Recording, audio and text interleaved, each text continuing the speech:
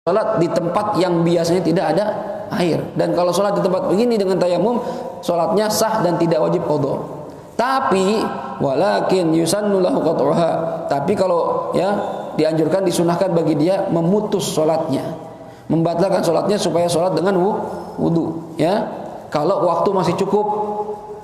Wah Ustaz, ini kita lagi sholat nih di tempat yang di padang pasir, tiba-tiba hujan gede, atau ada orang bawa air. Gimana Ustaz? Lanjutin sholatnya, sah kok sholatnya, nggak masalah. Karena sholatnya tidak wajib diqadha.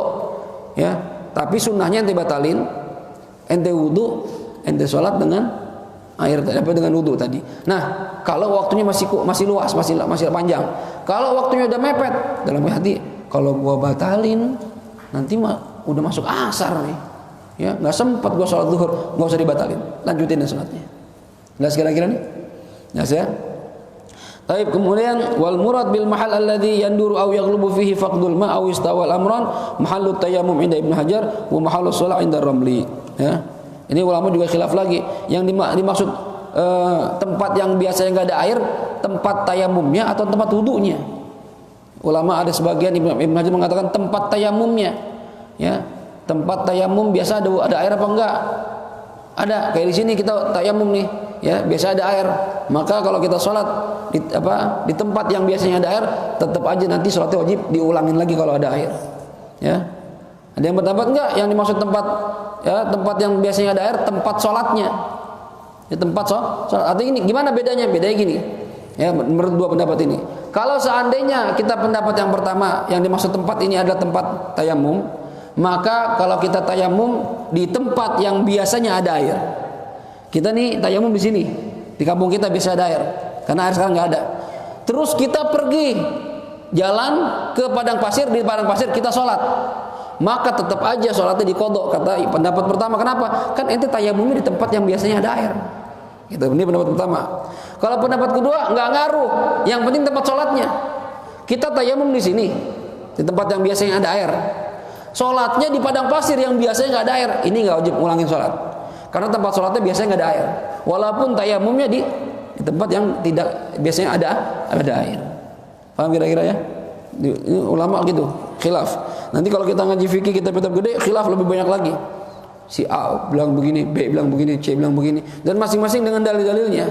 Nah, hebatnya fikih, indahnya fikih itu dengan banyaknya pendapat para ulama dengan dalil-dalil mereka, ya, maka kita jadi ada pilihan, option. Ya, yang sehingga tidak memberatkan umat, tidak memberatkan umat Nabi Muhammad SAW. Ya, makanya kata Rasulullah kan, ikhtilafu ummati rahmah. Perbedaan pendapat di antara para umatku di sini maksudnya para ulamaku nanti adalah bentuk rahmatnya Allah Subhanahu Wa Taala. Kalau tidak ada khilaf, repot kita ini. Ya, Imam Syafi'i bilang A, Imam Malik bilang B. Padahal antara murid sama guru sama murid. Dan Imam Hanafi bilang C. Imam Abu Hanifah D. Gimana ini? Imam Ahmad bin Hanbal D. Aduh, bingung jadi kita. Bukan bingung, harusnya kita bersyukur. Itu antar mazhab. Bagaimana kalau seandainya di dalam mazhab sendiri ada perbedaan? Lebih enak lagi. Ya, contoh misalnya. Pendapat yang kuat, mu'tamad, ketika sholat dan ketika sujud itu, kaki itu, jari kaki harus tertekan, nempel ke tempat sholat, jari kaki. Tapi saya perhatiin kalau saya sholat di belakang itu ada sebagian jamaah, bahkan terkadang ustadz sekalipun, ya, itu kakinya diangkat, atau begini naruh jari-jarinya itu, bukan telapak jari kaki bagian dalam, jari kaki bagian luar gini, ditekuk banget, ya. Ini kalau kita ikut pendapat mazhab Imam Syafi'i yang terkuat, sholatnya nggak sah. Waktu itu saya lagi sholat sunat, ada seorang ustadz, bahkan mungkin disebut kiai. Ya, disebut kiai. Cuma kiai bukan dalam bidang ngaji kitab, kiai dalam bidang ngaji tajwid. Ya, saya perhatiin sholatnya, aduh, ini ustadz kok sholatnya begini. Ya, kalau kita ikut pendapat yang terkuat, nggak sah. Kalau dari muda sholatnya begitu, nggak ada yang sah sholatnya. Ternyata ada pendapat lain, ustadz bagaimana nih, berantakan kalau gini. Ya, kalau gitu gimana? Nah, ada pendapat dalam yang kedua dalam mazhab kita, yang penting sujud itu jidatnya nempel. Nah, kan enakan ini. Yang penting jidatnya nempel. Nah, kan ini pendapat yang ya agak membahagiakan bagi orang-orang awam. Karena kalau ada orang sholat dari muda, yang nggak ngerti fikih, ya ngaji sama kita udah usia 50 tahun, begitu kita terangin, ya Allah Ustaz, saya dari muda sholatnya begitu Ustaz, saya angkat aja kaki saya. Terus gimana? Wah ente kagak sah. Terus gimana setelah saya qadha? Berapa banyak Ustaz? Dari muda berapa tahun tuh? Wah, besok nggak ngaji lagi. Udah enggak. Mau Ustaz Hafid ribet ngajinya. Saya suruh ulangi qadha sholat 35 tahun. Padahal saya tiap hari sholat. Kan ini repotnya begitu. Tapi dengan ada perbedaan, alhamdulillah. Ya udah Bapak ikut pendapat yang kedua, tapi nanti sholatnya berikutnya yang benar ya. Dirapiin sholatnya, kan enak jadinya. Itu enaknya kita mengerti perbedaan pendapat di antara para ulama kita, biar terbuka wawasan. Nah, fikih itu penting, ya. Ada apa namanya fiqhul mazahib, fikih tentang perbedaan mazhab. Jadi kita enak, berbeda-beda tapi indah, gitu ya. Bukan berarti kita mau pindah-pindah mazhab, enggak. Kita belajar fikih Syafi'i itu kita lihat dulu perbedaan yang ada dalam mazhab kita sendiri. Kalau tidak ada perbedaan dalam mazhab kita, baru nanti kita boleh lihat pendapat mazhab lain ada enggak, ya, dengan kita ikuti kaidah mereka. Contoh misalnya dalam masalah wudu. Wudu kan kalau mazhab kita bersentuhan kulit laki dengan perempuan, ente mau sengaja nggak sengaja, ya batal nggak? Batal. Bagaimana kalau anda dalam kondisi dalam mataf, tempat tawaf, atau di mas'a, tempat sa'i, yang orang bejubel begitu? Ya, kalau sekarang mah corona mungkin ada ribet, ada sedikit. Kalau pas lagi normal musim haji, saya waktu haji itu tawaf itu kalau mau di bawah begini jalannya, ngik, penuh banget orang. Kalau di atas agak longgaran dikit, ya. Kalau di bawah tuh, masya Allah. Itu kita nggak tahu, kadang keinjak kaki perempuan, kadang lagi nyengik, kadang kena pipi perempuan. Ya, gimana batal? Nah kalau udah batal, pengen wudu lagi susah banget keluarnya. Ya, udah batal, wudu lagi, masuk lagi, batal lagi, wudu lagi. Waduh, ribet ini. Nggak rapi-rapi tawafnya. Orang udah pada pulang ke hotel, kita masih wudu aja. Ini gimana? Itu boleh. Kita taklid mazhab Imam Hanafi atau Imam Maliki dengan kaidah wudu mereka. Nah, itu enaknya perbedaan pendapat itu seperti itu. Ya, bukan untuk mencari ya yang mudah-mudah saja, bukan. Ya, tapi harus mengikuti kaidah imam mazhab yang kita ikutin. Contoh misalnya tadi dalam bab wudu, kalau kita ingin ikut pendapat mazhab Imam Hanafi yang mengatakan bersentuhan kulit tidak batal, begitu juga Imam Syafi'i, Imam Maliki mengatakan tidak batal. Yang dimaksud bersentuhan kulit kalau berhubungan badan, kata Imam Malik, berhubungan seks baru batal. Kalau pegang doang kagak. Jadi kalau di mazhab mereka itu kita laki-laki nih habis wudu di rumah terus mau ke masjid, cium tangan istri kita sama kita, batal nggak? Nggak batal. Mazhab kita batal nggak? Batal. Nah, ini gimana? Saya pengen wudu, ikut mazhab Hanafi, ikut mazhab Maliki, ikutin cara wudu mereka. Ya, ikutin cara wudu mereka. Kalau sudah ikutin cara wudu mereka, baru ikutin batalnya wudu di mazhab mereka. Jangan cuma talfik, campur aduk, yang cari yang enak-enak doang. Wudunya ikut mazhab Syafi'i, batalnya ikut mazhab Hanafi atau Maliki. Ini namanya talfik, mencampur aduk. Contohnya gimana? Contoh misalnya di mazhab Maliki, ya kalau membasuh kepala itu harus seluruhnya. Nggak boleh cimik doang itu. Kita begini udah sah. Yang penting ada yang kena. Ya, dia enggak, harus semuanya, seluruh kepala. Ya. Kalau mazhab Hanafi minimal 1/4 kepala. Ente wudunya pakai Syafi'i. Begitu batal ikut Hanafi, ikut Maliki. Ini enggak sah. Ya. Kenapa enggak sah? Karena kata Imam Abu Hanifah atau Imam Malik, wudu lu belum sah. Ya, wudu apaan gitu kata mereka. Ya. Ya, jadi mau ikut batalnya mereka, wudunya mereka bagi mata mereka belum sah wudunya. Jadi talfik, mencampur aduk. Ya, makanya kita perlu belajar ya sedikit demi sedikit perbedaan di antara para ulama. Ini fikih itu luar biasa pentingnya. Ya. Ustaz, itu semua ada dalilnya. Ada, ulama tuh punya dalil dari Quran dan hadis. Ya, bukan berarti pemahaman ulama itu atas logika mereka doang, enggak, itu punya dalil. Ya, cuma ulama-ulama mutakhirin mengarang kitab-kitab mereka itu membuang dalilnya, artinya tidak mencantumkan dalil supaya apa? Supaya tidak terlalu panjang kajiannya. Ini ntar kalau kitab-kitab itu baru ntar ada dalil ini. Kenapa wudu rukunnya ada 6? Ini dalilnya. Kenapa sholat rukunnya ada yang bilang 13, dalilnya ini. Ada yang bilang 17, dalilnya ini. Ada yang bilang 18, dalilnya ini. Dengan dalilnya itu di kitab-kitab gede. Jadi kita jangan berpikiran ini ulama ngarang ya, bukan ngarang pikiran doang, dia ada dalilnya.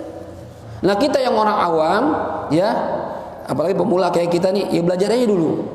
Nanti ada waktunya kitab-kitab besar kita belajar dalil. Ya, karena kalau kita dipaksa untuk cari dalil semuanya, ya ribet kita ini. Ya, ribet, masya Allah. Ya, kadang orang udah kita nggak usah ngaji fikih, langsung ke Quran aja bisa. Kata siapa? Ya, langsung ke Quran. Ya, emang ulama nelorin hukum begini memfatwakan nggak pakai Quran, nggak pakai hadis. Mereka lebih alim dari kita. Ya, lebih banyak khazanah ilmunya. Ngerti tafsir, ngerti ya ilmu ulumul Quran, ngerti ulumul hadis. Kita mau timbang tahu ngerti terjemahan doang, ya, mau nentuin hukum. Gimana ini? Orang awam nggak bisa. Ya. Orang-orang yang tertentu saja yang bisa memfatwakan sesuatu, ya, dengan dasar ilmu mereka yang mumpuni. Ya. Imam Abdurrahman bin Abu Bakar As-Suyuti, luar biasa ilmunya, segala fan ilmu dia kuasai, segala jenis ilmu dia kuasai. Ya, terus ingin membuka madhab sendiri, madhab As-Suyuti gitu. Ya, ditolak sama ulama zaman beliau. Ente bikin madhab, ya, ada apanya ente sama Syafi'i, ya, dibandingin gak ada apa-apanya. Sama Imam Syafi'i dibandingin ada apa-apanya. Itu Imam Suyuti yang alim luar biasa, pengen bikin fatwa sendiri, madhab sendiri, nggak diterima, ditolak. Lah kita pengen mahamin Quran sendirian gitu tanpa ada dasar ulama. Nah, siapa kita ini? Ya, ditanya sorof aja bingung. Coba fa'ala yaf'ulu fa'alan. Nasoro, apa tuh Ustaz Nasoro? Nasoro yang kayak gitu-gitu nggak bisa memahami Al-Quran sendirian. Ya, akhirnya fatwa entar pemahamannya salah. Nggak bisa, harus lewat ulama, jalurnya ada. Para sahabat tuh ngaji sama Rasulullah, bukan ngarang sendiri menafsirkan, ngaji dulu sama Rasulullah. Tabi'in ngaji sama para sahabat, begitu ada jalurnya. Walaupun Al-Quran itu hidayah buat semua orang, cuma nggak semua orang bisa memahami detailnya pemahaman Al-Quran, nggak semuanya. Paham kira-kira nih? Ya, jadi ngaji fikih penting nih fikih. Ya, nah ini ya. Jadi kalau ada orang, kembali lagi ada orang ragu akan adanya air, ya, kalau dia tayamumnya karena nggak ada air, maka tayamumnya batal dengan perincian tadi. Ya. Kemudian juga yang termasuk dalam perkara yang membatalkan tayamum, al-qudrah ala tsamanil ma' bila mani'in. Ya, mampu membayar harganya air dan tanpa ada penghalang seperti punya utang. Ente pengen wudu nggak ada air nih, ya, cari-cari air kering semua. Tiba-tiba di sebelah sana ada yang jual air. Mas, air banyak. Iya, bagi dong saya mau wudu, bayarlah. Lagi jarang begini minta, mana nggak ada yang gratis mas. Ya kencing aja 2.000, ya kan, kalau di toilet kencing 2.000. Ente kasih 5.000 nggak ada kembalian, suruh kencing lagi. Yang lagi mas nggak ada kembaliannya. Ya. Wah, tau gitu saya berak aja dah 5.000, ya. Sudah balik sama dia. Ya. Akhirnya berapa harga air ini? Kalau saya butuh berapa? Saya butuh seember dah, biar kecil dah. Ya udah segini 50.000. Dan kita punya duit. Ya, dan memang harga air segitu. Dalam kondisi sedang ya kekeringan, mahal. Masa 5.000? Iya kalau lagi banyak air nggak ada nilainya. Cuma sekarang lagi nggak ada air. Ya, 50.000. Ya, gimana nih? Anda punya duit, bayar, beli. Ya, jangan tanya mau kenapa? Oh, saya tanya mau aja dah. Kenapa? Nggak ada air, nggak ada. Itu ada air. Itu saya bayar, bayar. Pengen ibadah, haji bayar puluhan juta. Untuk bayar kalau punya duit. Dan atau Ustaz, saya sih punya duit Ustaz, tapi saya harus bayar utang sama Komar. Oh, berarti mana yang duluin? Bayar utang duluan. Komar, duit saya bayarnya. Terus saya wudu gimana? Tayamum. Paham kira-kira nih? Ya. Baik. Kemudian atau hilangnya pencegah atau penyebab yang membolehkan kita tayamum. Misalnya kita tayamum ini ya karena sakit misalnya. Ya, kita misalnya tayamum karena sakit. Ya, begitu pengen tayamum atau ketika sudah tayamum, ya, tiba-tiba rasa sakit kita hilang. Ya, misalnya doang nih, ada penyakit yang tiba-tiba tadinya pengen air nggak boleh, tiba-tiba saat itu begitu udah tayamum segala macam, ya, begitu buka luka kita, ternyata udah kering. Dia pegang nggak apa-apa ini. Oh, ini kena air nggak apa-apa, maka tayamumnya batal. Harus wudu. Ini kalau seandainya terjadi, kalau enggak ya enggak. Paham ya? Kalau sakitnya panjang. Misalnya gini Ustaz, karena ada orang yang hidupnya di tempat tidur, kursi roda. Iya.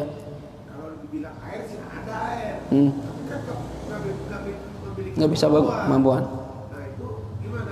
Nah, berarti orang sakit ya. Orang yang sedang sakit ini tetap wajib sholat, walaupun dalam kondisi di tempat tidur doang. Nah, Ustaz, gimana sholatnya? Kalau memang ada yang bisa membantu dia untuk wudu, maka wajib dia cari pembantu untuk wudu. Kalau memang ada, misalnya keluarganya bisa bantu wuduin, misalnya doang nih, ya dikit-dikit digerakin air gini, nggak usah diguyur, yang penting kan air ngalir, pegang gini, ya ambil air kayak gini. Kalau ada yang bisa, kalau seandainya nggak ada yang bisa, Ustaz, ya, atau ada orang tapi perempuan dan bukan mahram, ya kalau bukan mahram, ambil mau wuduin begitu pegang batal lagi, nggak mungkin, ya, maka dia silahkan bertayamum, ya. Kalau pakai sarung tangan nggak apa-apa, Tat? Apa? Atau pakai sarung tangan boleh? Jadi maksudnya begini, ada orang itu maksudnya keluarganya atau gimana? Siapapun, mau keluarganya, mau orang lain, hatta seandainya ada orang lain dan mau harus dibayar dan dia punya kemampuan, wajib bayar. Misalnya saya nggak bisa bangun, saya di kursi roda, ya, saya pengen sholat nih, pengen wudu kan saya nggak bisa jalan sendiri, harus saya yang dibantuin. Sedangkan yang bantuin itu keluarga gak ada orang lain. Den, tolong Den, mau wudu, kata Denny. Ya bos, gue tolong nyoba bayar, Fit, capek gendong lu, ya, megangin lu capek gue tiap hari. Berapa Den? Gaji gue sebulan 2 juta dah untuk nolongin lu, wajib bayar kalau saya mampu, karena saya punya duit. Cuma ya Den, kalau bayar gue punya duit Den, ya udah, mau juga malas nolongin. Itu gimana? Tayamum, karena nggak mampu. Jadi minta bantuan itu bisa berhukum wajib, bisa berhukum makruh kalau kita mampu nih. Saya sehat nih, ya, tentang ustadz, tentang kiai, ada santri, santri, wuduin gua, malas gua jalan, minta wuduin, siramin, kata santrinya mah iya aja, ya, itu gimana makruh, lah ente bisa sendiri, ya, tapi kalau ente nggak mampu lain cerita, wajib minta bantuan kalau mampu, ya, walaupun dengan cara membayar. Jadi maksudnya kemampuan itu kan ada dua belah pihak, Ustaz. Kemampuan dari yang bersangkutan dan kemampuan dari pihak keluarga. Ya.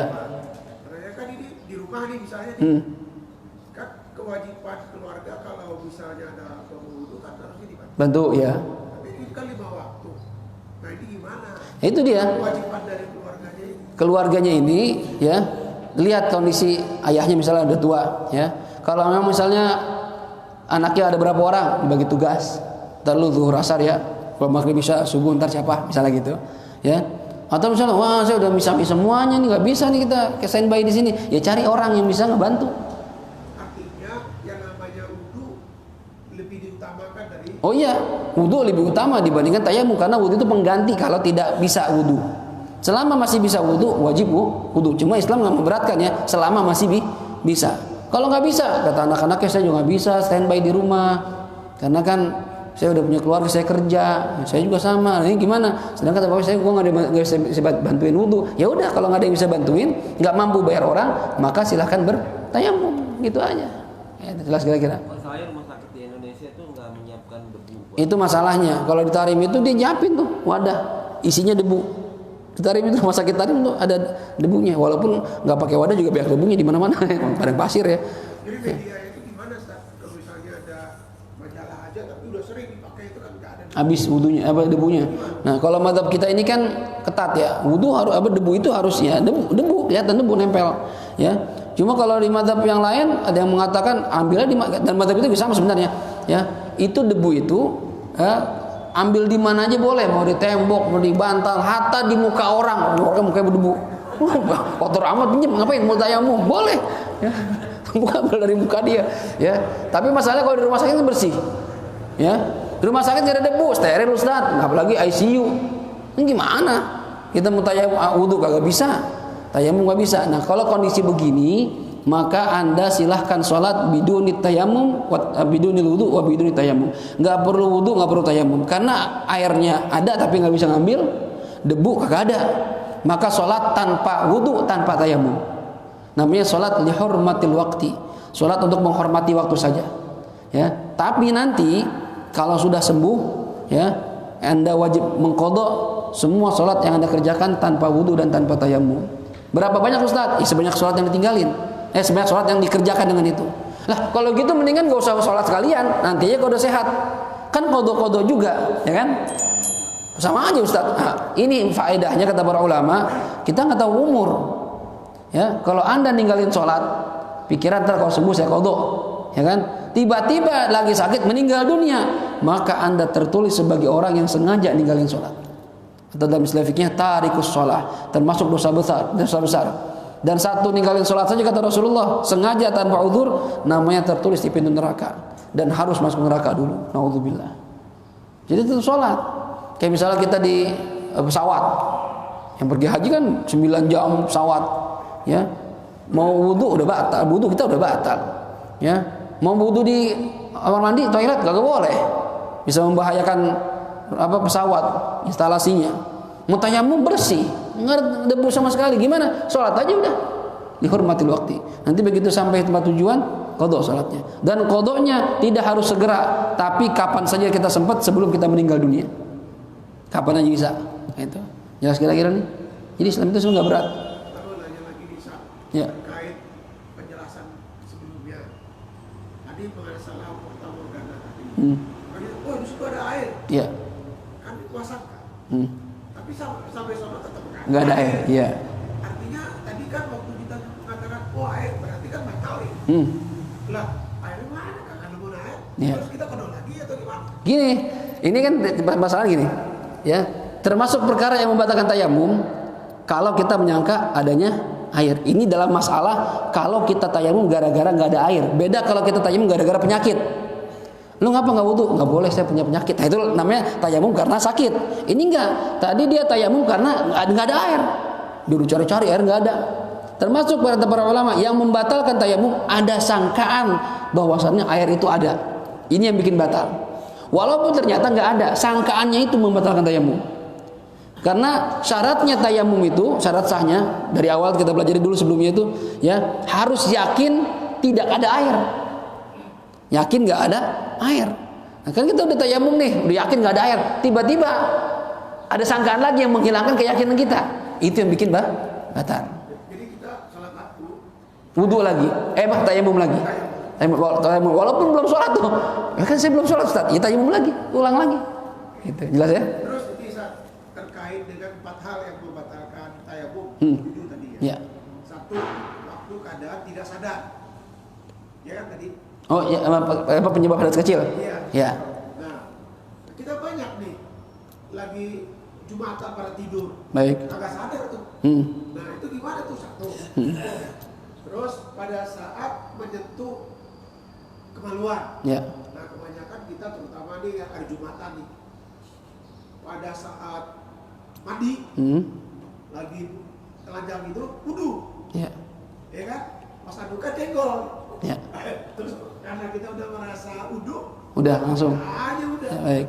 Ya, tuh. Terus 2, 3 masalah kentut. Ya.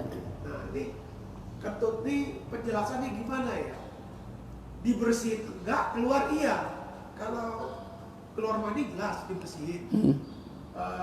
Hadas kecil, hadas besar jelas dibersihin. Ya. Kentut cuma bunyi diem aja, tapi kita tetap wudu. Ya. Waktu kita wudu juga nggak dibersihin juga enggak. Ya. Nah, ini penjelasannya gimana gitu? Baik. Itu. Assalamualaikum warahmatullahi Oh, yang pertama tadi, kalau kita tidak sadar, ya ingat nih, 4 perkara penyebab hadas kecil. Zawalul aqli, hilangnya akal, binaumin au ghairihi, dengan sebab tidur atau selain tidur. Mau tidur, mau pingsan, mau mabuk, mau ayan, pokoknya hilang akal, maka ini membatalkan wudu. Ya, tapi ada pengecualian tadi di kitab di fikih. Illa nauma qa'idin mumakkinin maq'adahu minal ard, kecuali tidurnya orang yang duduk, yang pantatnya menempel dengan tempat duduknya. Nah, kayak kita nih Jumatan ya tadi tuh, khotibnya kagak seru kita dengerin, atau kita capek banget, ngantuklah kita tidur, bangun-bangun, Allahu Akbar, Muhammad, batal apa enggak? Nggak batal. Lah kan nanti tidur, hilang akal. Iya, tapi tidurnya dalam posisi duduk dan bangunnya pun dalam posisi duduk. Itu syaratnya. Syarat supaya nggak batal, pertama tidurnya dimulai dengan posisi duduk. Kalau ente pertamanya rebahan, bangun-bangun duduk, itu batal. Karena nggak mulai dengan duduk. Ini yang pertama, memulai tidur dalam posisi duduk. Bahkan dalam riwayat itu sahabat sampai jidatnya nempel ke tanah saking capeknya pulang perang. Ya, dengar khutbah tidur. Iya, sampai begitu, sampai segitunya, saking ngantuknya. Begitu nak qomat langsung sholat, nggak apa-apa, Nabi biarin. Ya. Yang kedua, bangunnya pun dalam kondisi duduk. Kalau Anda tidurnya mah begini, pas bangun udah rebahan, batal. Kan nggak sadar, tuh jatuh gubrak tidur. Ya, ini batal nih. Ya. Yang ketiga, tidak ada jarak antara pantat kita dengan tempat duduk. Duduk begini atau duduk di kursi kan nempel antara pantat sama kursi. Ya, kalau Anda tidurnya jongkok, ya dengerin khutbah jongkok, ngapain lo? Pantat lagi bisulan, ya jongkok dengerin khutbah, tidur. Maka begitu sadar batal, karena antara pantat sama tempat duduk ada jarak. Walaupun dikit doang jaraknya. Yang keempat syaratnya itu mu'tadilal khilqah, yang tidur itu badannya itu normal, nggak kurus banget, nggak ada dagingnya kayak orang-orang Ethiopia yang kelaparan, ya, atau nggak gemuk banget, super dumbo gitu. Ya. Itu kenapa kata para ulama? Soalnya kalau kurus banget, ya anusnya itu nggak ada dagingnya, jadi nggak ada yang menutupi lubang anus.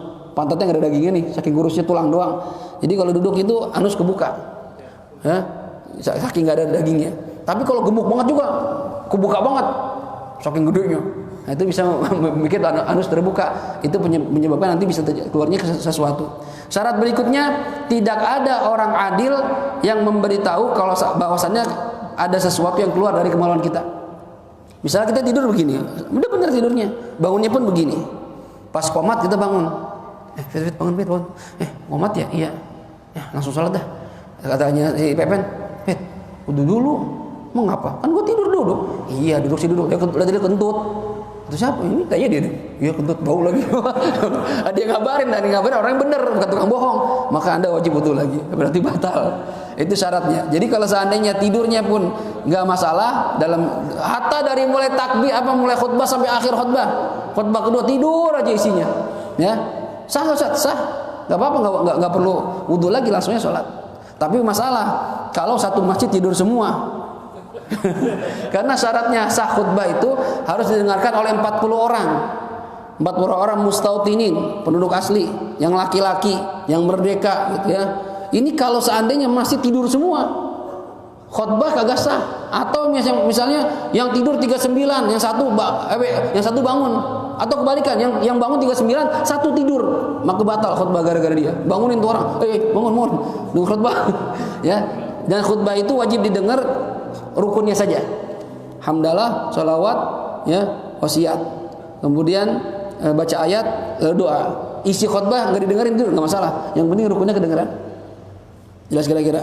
Jadi kalau kita ngantuk banget nih dan kita mustautinin penduduknya kagak banyak, maka minimal begitu habis wasiat baru tidur. Tapi repot ntar pas lagi baca ayat. Kan kalau tidur kan bablas biasanya. Ya, tapi yang lebih bagus lagi khutbah jangan tidur. Ya, ente dengerin khutbah tidurlah. Ente niat Jumatan itu selain buat sholat, dapetin ilmu dari khotib per minggu, setiap minggu sekali. Ini udah pengajian gak pernah datang, mondok kagak pernah, lagi khutbah tidur, mau ngerti apa ada urusan agama?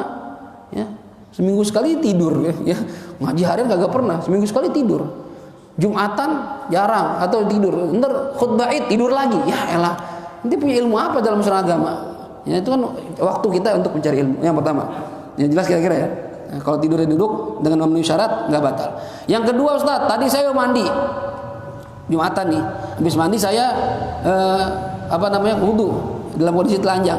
Habis wudu saya pakai kain sarung atau pakai anduk, nggak sengaja menyentuh kemaluan saya, batal nggak Ustaz? Lihat, yang dikatakan menyentuh kemaluan dengan telapak tangan bagian dalam. Mana itu bagian dalam? Nih, kalau kita tempelin yang nggak kelihatan namanya bagian dalam. Kalau jempol begini nempelnya, berarti ini bagian luar semua, bagian luar. Ya, ini bagian luar semua nih. Ini bagian dalam.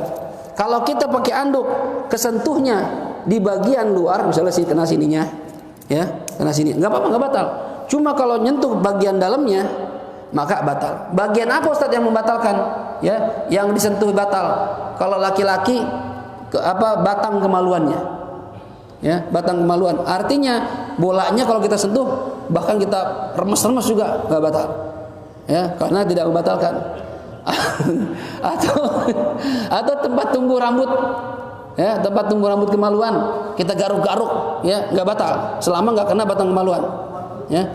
Dan bagi itu kalau laki-laki, kalau perempuan ya vaginanya, ya kemaluannya itu bagian luar disentuh batal. Kalau kemaluan belakang yang membatalkan cuma lubang anus, ya, tempat keluar kotoran. Adapun pantat kita pegang-pegang, kita garuk-garuk nggak batal. Ya, itu kalau jadi lihat dulu ente nyentuhnya tadi kenapaan. Kalau yakin kena telapak tangan bagian dalam dan kena batang kemaluan, maka batal wudunya, wajib wudu lagi. Makanya kalau gatal itu atau misalnya pengen nyentuh, jangan dengan telapak tangan bagian dalam, bagian luar aja. Ya. Soalnya gatal, saya gatal nih mau ngaruh gimana? Jangan begini garuknya kan batal begini. Ya, gini aja. Gitu. Ya, enggak batal. Atau pakai kuku kalau kukunya panjang, karena kuku dengan kulit tidak membatalkan. Kukunya panjang. Enggak apa-apa. Atau pakai lidi. Atau pakai garukan yang buat itu tuh yang di belakang tuh. Saya kalau garuk punggung kagak capek pakai itu. Nah, itu ya. Jadi kalau lihat dulu kena nggak bagian telapak tangan bagian dalam, ya. Atau pakai telapak tangan, pakai telapak kaki nggak batal juga. Garuk pakai telapak kaki nggak batal, walaupun telapak kaki bagian dalam. Garuk begini, nggak batal. Cuma kayak nggak pas aja gitu, ya.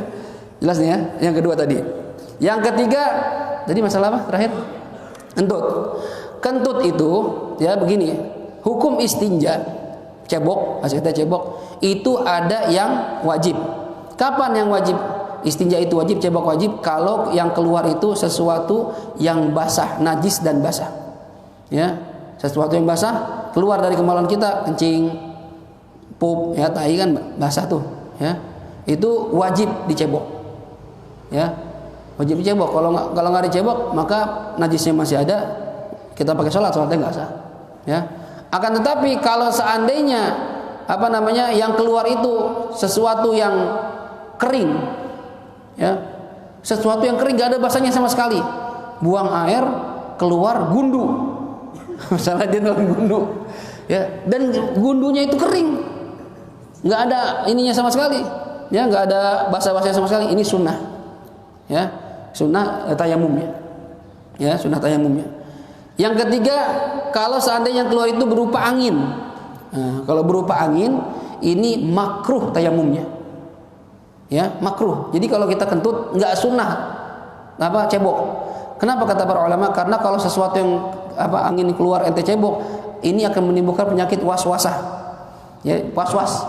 Jadi ntar kentut dikit, cebok takut keluar, cebok takut. Nah, itu jadi bikin was-was. Nggak bagus itu. Jadi kalau kentut aja, nggak usah dicebok. Karena tidak ada benda yang keluar, cuma angin doang. Ya paling bau gitu doang, ya. Kadang baunya lebih mengalahkan lainnya. Ya, itu nggak apa-apa, nggak masalah. Ini segala jenis kentut, karena dalam bahasa Arab itu kentut sebutannya beda-beda. Nggak tahu kalau di kita kentut satu macam ya. Kalau di Betawi itu ada istilahnya pos. Pos itu kentut yang nggak ada suaranya. Pss, itu nama pos. Dalam bahasa Arab ternyata ada namanya, itu namanya fusa, ya. Ya, fusa itu ya itu. Ya, cuma ada kentut yang bersuara tapi pelan. Pit, gitu ya. Ditahan, pit. Itu faswah. Ya, ada suara kecil. Ya. Tapi ada kentut yang brumut. Nah, itu nama bahasa Arabnya durot. Segala jenis kentut kalau keluar maka wudu kita batal. Ya, dan tidak sunnah untuk cebok. Tidak sunnah untuk cebok. Ya, kalau ente cebok hukumnya makruh. Jelas kira-kira nih? Hukum makruh. Nah, ini juga yang perlu kita perhatikan. Kadang kita ini ragu-ragu, apalagi orang yang kebelat kentut tahan-tahan. Itu kadang keluarganya itu ragu. Makanya kalau kentut aja. Saat saya lagi sholat, kentut aja, nggak apa-apa, nggak dosa. Batal sholatnya, iya, wudu lagi. Ya, daripada ente sholat jadi nggak khusyuk, kentut. Nahan gini sholat. Yang sebelahnya ngapain orang goyang-goyang? Nah, kentut aja, ya. Tapi Ustaz berbau, ya itu mah resiko, ya kan, nggak masalah. Dan itu saya pernah baca artikel di WA, tahu bener atau enggak? Bau kentut itu ternyata bermanfaat buat kesehatan tubuh kita. Jadi kalau ada kentut bau, jangan tutup hidung, sedot. Aromaterapi, anggap aja aromaterapi. Luar biasa, Allah ciptakan semua ada manfaatnya. Ya, bener-bener ini. Ya. Ente kalau punya hadas jangan ditahan, bahkan nahan kentut, nahan kencing, nahan buang air itu jadi penyakit. Kentut aja. Ya, aduh Ustaz berkencing. Kencing aja deh, batalin salatnya. Daripada ente ngompol ntar, ya. Paling berat apalagi nahan buang air besar. Saya pernah ngalamin itu sampai keluar keringet dingin. Karena nggak enak sama gurunya cewek cakep. Saya mau izin nggak enak. Saya tahan-tahan, keringet dingin kata guru saya. Sakit Fit? Enggak Bu, saya izin ke toilet. Keringetan saya. Sakit luar biasa. Udah bahkan bisa jadi nanti jadi penyakit. Saya pernah kena penyakit batu ginjal, kata dokter penyebabnya sering nahan kencing. Ya, sering nahan nggak? Iya, misalnya lagi acara, lagi tahlilan, lagi ngajar, kebelet nahan kan nggak enak lagi ngajar. Ntar ya kencing dulu ya kan nggak enak. Ya, kita tahan-tahan. Makanya sebelum kegiatan mendingan buang hajat dulu. Dalam sholat pun begitu. Sebelum masuk sholat, tuntaskan keinginan hajat kita sehingga sholatnya bisa khusyuk. Yang pengen kencing dulu, yang pengen buang air besar dulu, yang pengen makan dulu. Itu pengen sholat Nabi ajar begitu. Yang pengen makan udah siap, makan dulu. Bahkan kata para ulama, yang pengen kumpul sama bini, masjid pengen komat, bini seksi banget. Aduh, jadi pengen nih, kumpul dulu. Ntar nggak keburu Ustaz, ya udah nggak apa-apa kalau nggak keburu, ya. Kalau atau mainnya cepet, set, ya mandi, langsung ke masjid. Kalau masih keburu, kalau enggak ya udah. Daripada sholat mikirin begituan, aduh bini gue cakep banget ini, aduh, ya. Orang yang suruh konsen dalam ibadah, nanti malah mikirin begitu. Ya, nah ini dari kentut tadi, kenapa kok dia tidak sunnah dicebok? Karena memang kata para ulama makruh. Kalau kita sering cebok habis kentut, ini bisa menimbulkan penyakit was-was. Beda kalau yang keluar itu basah, nah, itu hukum wajib jadi basuh. Jelas? Ya, satu lagi Ustaz. Kadang-kadang nih saya suka lihat nih. Satu lagi. Bayar. Ngiler. Nah, tidur ngiler. Gimana tuh wudunya? Ya, lagi tidur ngiler, duduk berarti tidurnya duduk nih ya. Ya, kalau tidurnya rebahan udah pasti batal karena tidurnya rebahan. Tapi ini tidur duduk ngiler Ustaz. Ya, ini hukum iler, ya. Keluar apa namanya cairan yang keluar dari mulut kita, hukumnya berbeda-beda. Ya, kalau dia baunya bau ludah kan baunya ya gitu doang bau ludah. Ya, ini tidak membatalkan wudu karena keluar iler atau keluar ludah itu nggak batalin wudu. Mau lagi tidur kayak atau lagi nggak tidur nggak batalkan. Cuma yang jadi masalah najis atau tidak. Kalau yang keluar itu hanya ludah biasa yang berasal dari bagian mulut, dalam mulut, ya kayak ludah kita keluar. Nah ini ya bedanya apa Ustaz? Kalau ludah baunya tidak amis, kita cium, oh enggak amis, berarti ludah biasa. Ini tidak najis, maka boleh langsung sholat. Cuma kalau yang keluar itu iler, ya dari dalam badan kita. Kata para ulama cirinya iler itu baunya amis. Ya kalau bangun tidur tuh, ya bau amis nih, berarti iler tuh. Nah iler seperti ini hukumnya najis karena berasal dari bagian dalam tubuh, sama seperti orang muntah, baunya amis. Nah ini kalau kena di pipi kita, berarti pipi kita ada najis. Kalau kena baju kita, berarti baju kita kena najis. Maka kalau pengen sholat wajib dibasuh dulu pipinya sama bajunya, sama tangannya. Ya, kadang kita bisa ngiler gini, kadang dimasukin lagi. Takut kebuang-buang. Ya, najis tuh jangan dimasukin, najis keluarin. Ya, kalau najis keluarin jangan dimasukin. Nah itu kalau ilernya bau amis, berarti itu najis. Maka dia wajib tidak batal wudunya, cuma wajib membasuh najisnya. Karena sholat membawa yang najis tidak sah. Tapi wudunya tetap sah. Nah, kira-kira ya. Gitu. Jadi kalau ngiler, lihat-lihat ya. Kalau kena karpet, ngilernya najis karpetnya. Makanya kenapa kok ya?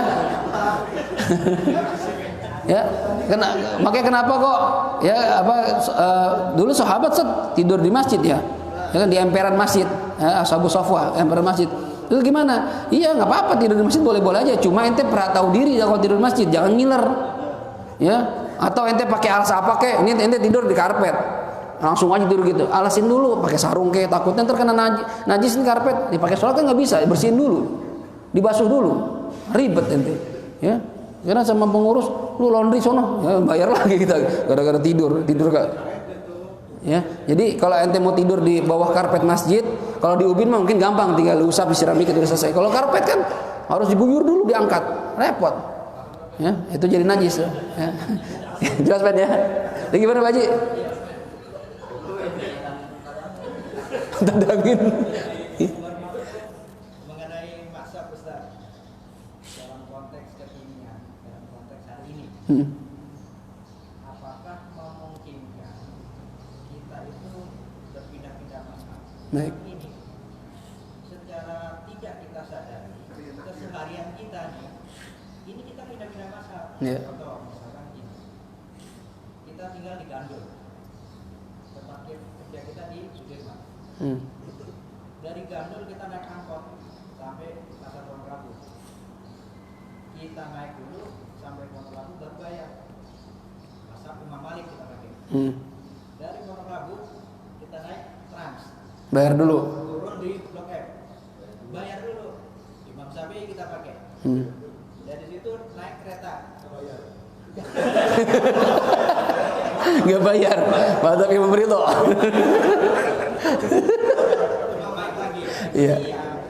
Kita makan siang kita makan di McD. Kita bayar dulu. Imam Syafi'i lagi. Imam Syafi'i. Iya. Sore kita masuk rumah makan Padang. Imam Malik lagi. Iya. Keseharian kita udah pindah-pindah nih. Apakah kita satu masak aja? Iya. Boleh pindah-pindah. Baik, begini. Jadi tamadhub itu ya wajib bermadhab itu dalam pendapat Ahlussunnah wal Jamaah, mayoritas ulama mengatakan wajib bermadhab. Jadi nggak boleh ente lu pakai madhab siapa? Bodo amat dah. Ya, madhab gua sendiri. Ya. Ada yang sampai mengatakan madhab gua Quran sama hadis. Madhab gua Quran sama sunnah. Ya, itu orang ngomong begitu kata ulama Ahlussunnah wal Jamaah nggak benar itu. Ya, emang ente pikir Imam Syafi'i nggak pakai dalil? Ya, emang Imam Malik nggak pakai dalil? Nggak ngerti Quran dan hadis? Apa anda lebih ngerti Quran dan hadis dibanding Imam Syafi'i? Dibanding Imam Malik? Jadi lebih aman ikuti pendapat ulama yang sudah teruji keilmuan dan diakui oleh ulama dunia dibanding ente yang kagak ada apa-apanya. Kira-kira nih. Yang pertama, jadi bermadzhab itu Ahlussunnah wal Jamaah mengatakan wajib. Cuma tidak fanatik. Arti fanatik, bodo amat pokoknya harus Syafi'i, nggak bisa yang lain, enggak. Itu mazhab itu boleh Anda ikuti imam siapa saja boleh. Ya, ikuti imam siapa saja boleh tapi sesuai dengan kaidah mereka. Ya, jadi gini. Kayak tadi itu masalah wudu misalnya saya terangkan tadi. Kalau ingin pindah batalnya Imam Malik, batal wudunya, maka cara wudunya pun ikuti pendapat Imam Malik.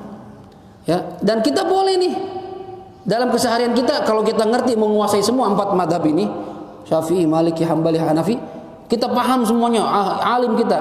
Hari ini saya mau jadi Syafi'i. Cara wudunya segala macam, cara ibadahnya. Besok saya mau ikut Maliki. Boleh nggak? Boleh, selama mengikuti kaidah mereka. Itu kalau orang alim.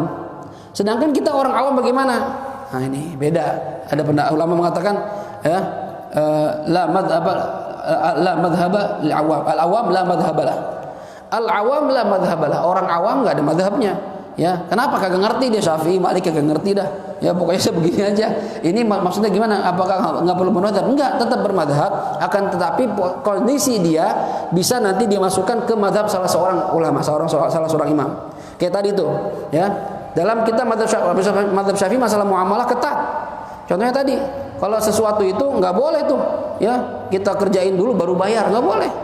Apalagi maaf kadang kita nggak tahu berapanya. Di Padang kan kita nggak tanya, emang atau kalau kan jarang ya, saya kikil sama ini berapa kan jarang. Yang ada pesan dulu, pas bayar, kok mahal kan bisa aja. Dan itu pernah kejadian.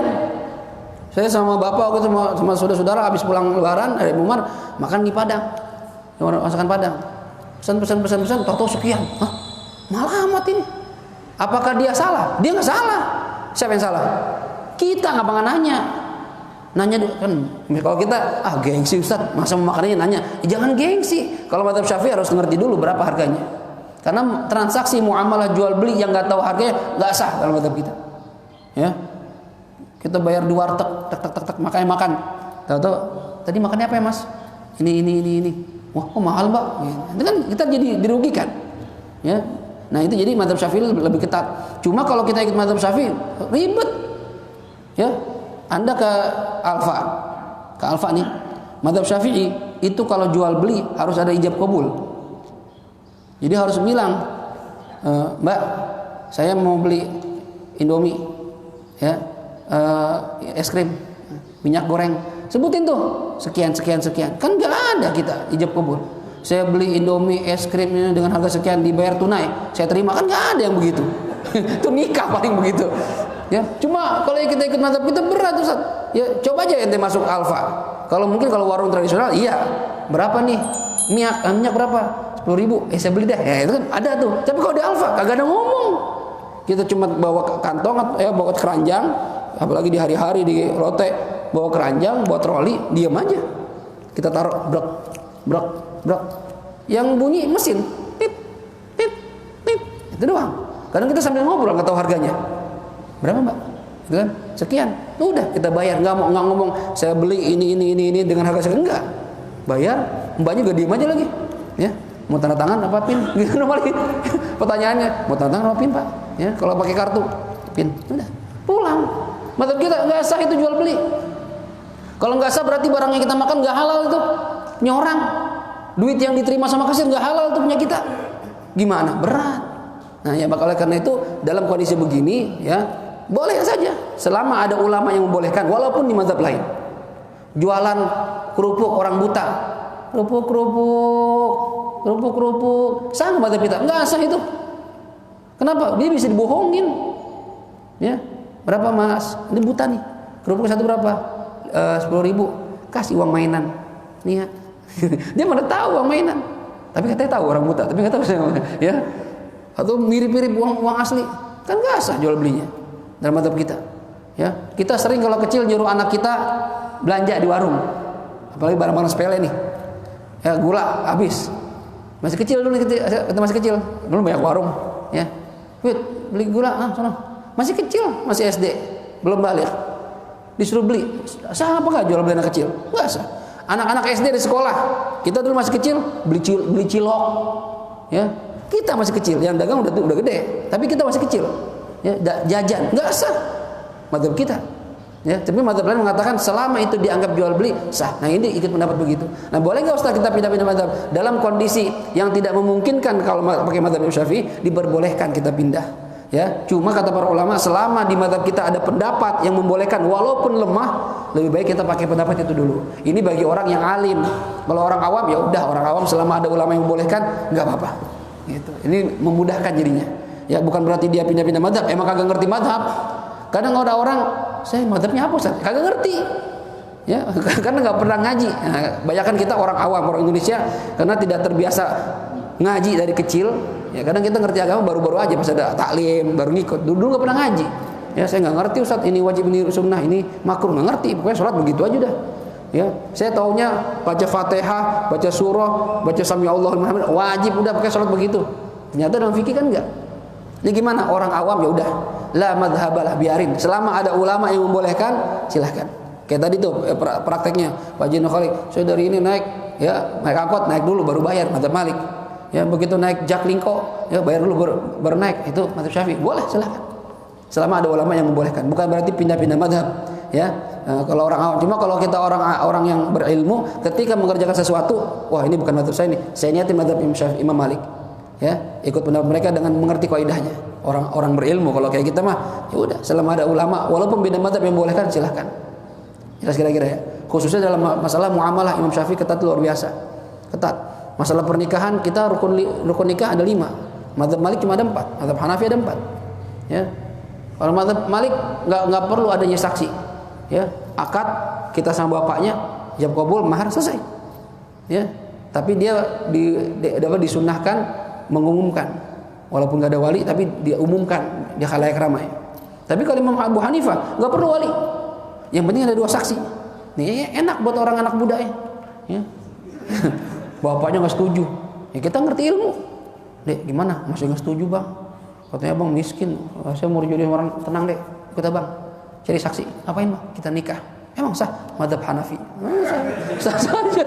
Orang alim, ya orang alim kan bisa ngakal-ngakalin hukum, ngerti ilmunya caranya. Kalau orang bego kan orang bodoh ya udah nggak boleh gitu aja. Cuma orang alim ting ada mazhab lain bolehin. Udah tanduknya keluar tuh. Wah ini boleh nih. Ya walaupun sah, cuma kan nggak gitu caranya, gitu ya. Jadi gitu Pak Haji. Jadi dalam kondisi keseharian boleh ya selama ada ulama yang membolehkan. Nah, itu, tapi kan orang nggak mungkin, ini saya mazhab apa ya? Ini pendapat siapa ya? Jarang orang nanya gitu. Cuma dalam konteks secara global ya, bahwasannya para awam ini orang-orang seperti kita, kata para ulama, la madhabalah, nggak ada madhab, artinya nggak ada madhab ini bukan berarti nggak bermadhab, bukan. Selama ada ulama yang membolehkan ya udah dibiarkan. Kayak tadi sholat yang kakinya begini tuh ketika sujud. Ya kalau kita ikut pendapat terkuat, nggak sah semua sholatnya. Cuma kalau dia mau ngaji kita gituin, nggak mau ngaji lagi, ya udah dah. Ya ada yang membolehkan, tapi besok-besok jangan begitu lagi. Gitu. Saya dulu pernah pertanyaan ibu-ibu tuh, nenek-nenek, ya, Ustaz, kalau wudu niatnya di mana, Ustaz? Pas kapan? Saya bilang pas lagi basuh muka, Bu. Itu wudu. Wah, saya kagak niat. Terus ibu niatnya kapan? Pas basuh tangan. Waduh, ini gimana ini? Ya, Madzhab Syafi'i kagak sah. Ibu dari kapan wudu begitu? Dari muda. Waduh, kacau.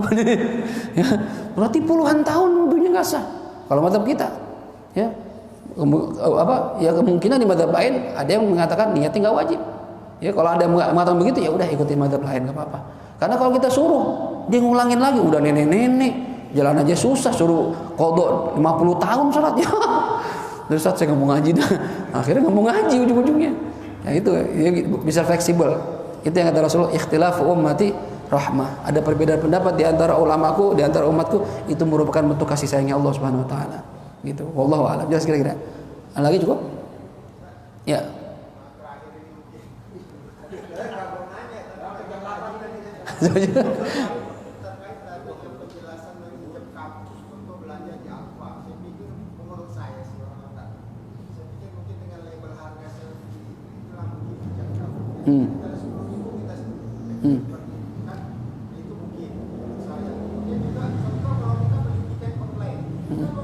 Iya, iya benar.